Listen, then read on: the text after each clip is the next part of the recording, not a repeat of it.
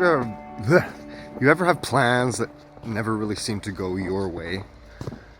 This year's been a lot about that for me.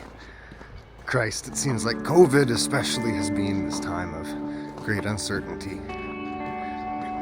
I keep trying to make plans, keep trying to get myself out of the rut by being creative.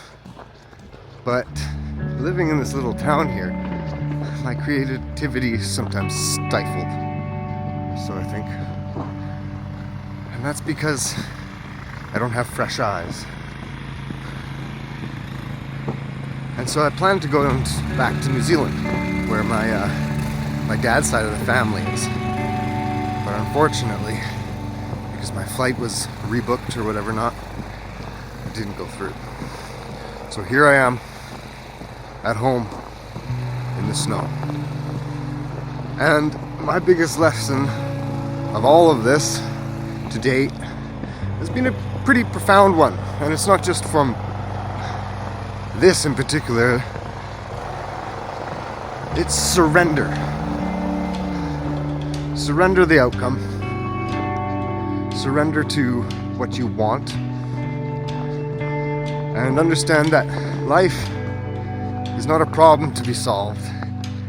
It is a reality to be experienced. So, taking walks, seeing your friends, experiencing the beauty. That's life. That's another saying. Life is what happens when you're busy making other plans.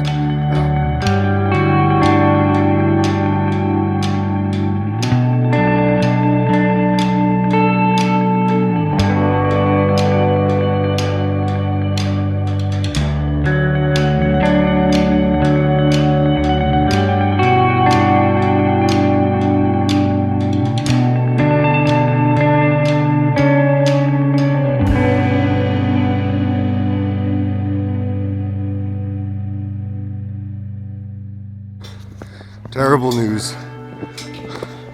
A weasel got in with my mom's chickens. And now we have to finish the dirty work on this beautiful snowy day.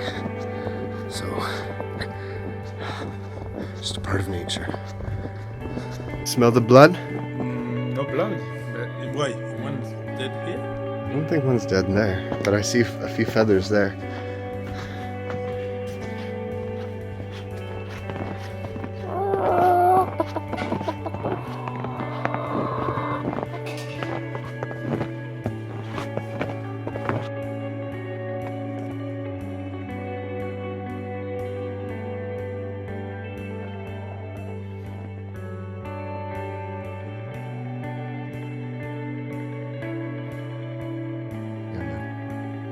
This is amazing. The bobcat under the house. It's not a weasel that ate the chicken. It's a wild bobcat under the. Hello.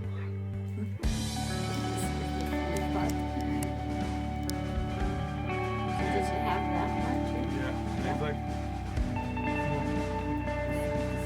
It's the same? Yeah. Yeah, Isaac.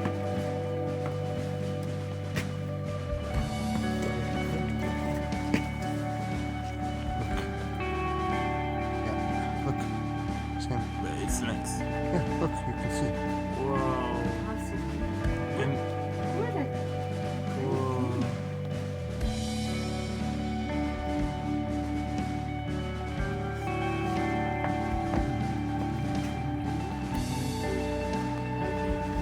You can see it. Credit to Leah, I must say. She knows what she's doing.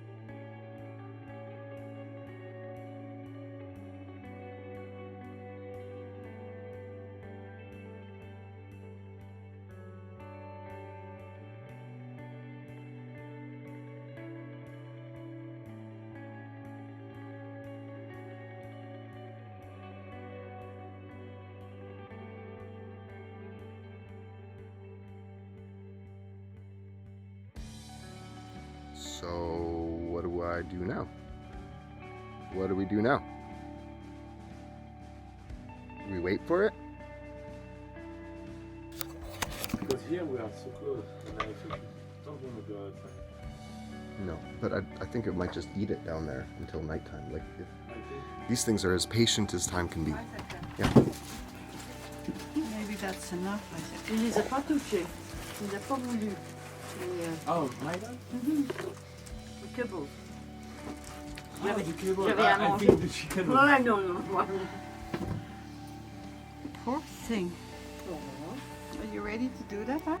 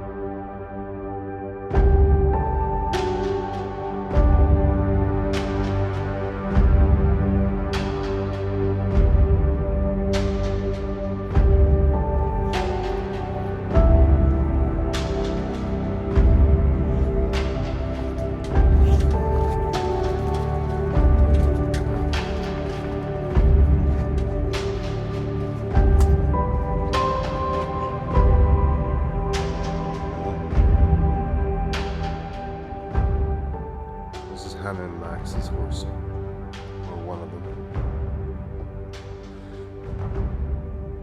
They're more lawn ornaments than workhorses.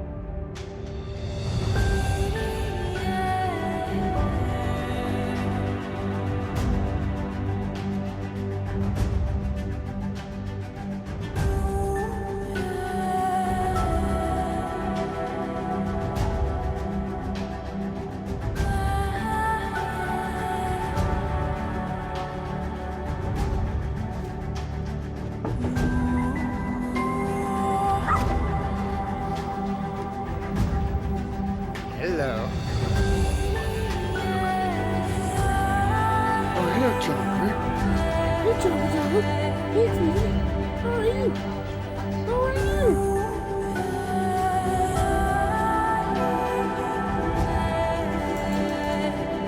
wise owl.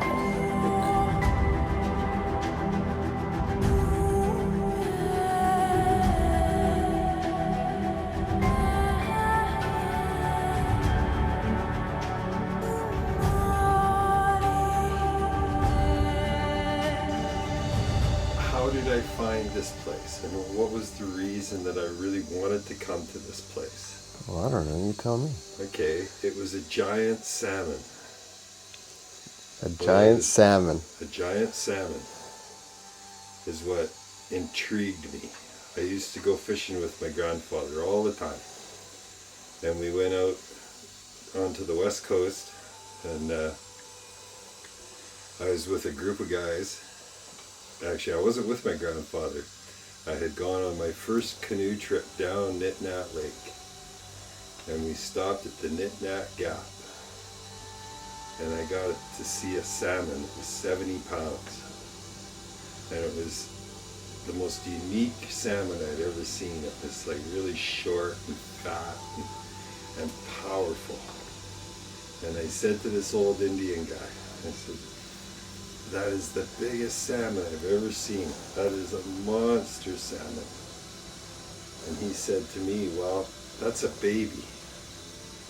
Back before the damming of the Columbia River, or Shwanakwa as it's called by the native people, there was salmon that were 100 pounds plus. And so I started to want to know why the salmon weren't there anymore. What happened to the salmon? Where did the salmon go? So my journey started to find the salmon. Well, where did the salmon go? Where did, as time went along, I learned from my auntie that my grandmother was born in the Kootenays. And so as a young man, I wanted to know where the reservation for the Sinaiks people was. And I wanted to know what happened to the giant salmon at the top end of the Columbia watershed. So as time went along, I discovered through working for the provincial government that most of the archaeological sites over in the Arrow Lakes, because that's where I thought I would find a reserve for the Sinaiks people, was over in the Arrow Lakes. Because that's where I was told that my grandmother came from. And so I went with the Provincial Museum and we gathered up artifacts and we took them back to O'Keefe Ranch. And I was 19 years old. But I never found a reserve for the Sinaiks people. I couldn't find a reserve. I couldn't find where my grandmother's people came from. So then, as time went along, I discovered that the salmon were gone to the top end of the Columbia watershed because of the building of the Grand Coulee Dam. And that Kettle Falls, which was a famous salmon spot, which was known far and wide, was underwater, that they had literally flooded it. It was gone. And as time went along, I discovered that in 1940, they had performed a ceremony of tears marking the loss of the salmon at the top end of the Columbia watershed. And that ceremony happened in 1940. Well, as my education kept going and stuff, and I got a chance to go and live with Bob Campbell because of something I had done. I had gone fishing with Bob, and Bob was the chief of the Sinaiks people. I later found out, and Your tea. Through helping the elders. And fishing for an elders gathering, I had a chance to go and live with Bob Campbell for a couple of years. And every morning we'd get up and before anybody else got out of bed, and Bob would share some of his knowledge with me of the salmon, of the, you know, all the salmon that used to come here. And he talked about the spring salmon, the giant spring salmon that were just about as big as a man in a lot of cases. And he shared some choptiques with me, some stories. And you know, one of those stories was of a creation, kasapi, kasapi, kasapi, which means creation. And it goes back to the Util, which had come here after the Ice Age and things had changed. The Util had come here and had gone back down south. Well, the next time it came to the north, two women, followed by a shit-eating dog and a man, or two women, one of them was pregnant. They came following the Util, followed by a shit-eating dog and a man following the Util from the south to the north. And they landed in the Shlukin. And they found salmon, and they found berries, and they found all of the medicines that they needed to create a civilization, right down to birth control. They found the juniper berry, and they found everything they needed to start a civilization on this landscape. And that's a very abbreviated part of the story of what was passed on to me through Bob Campbell.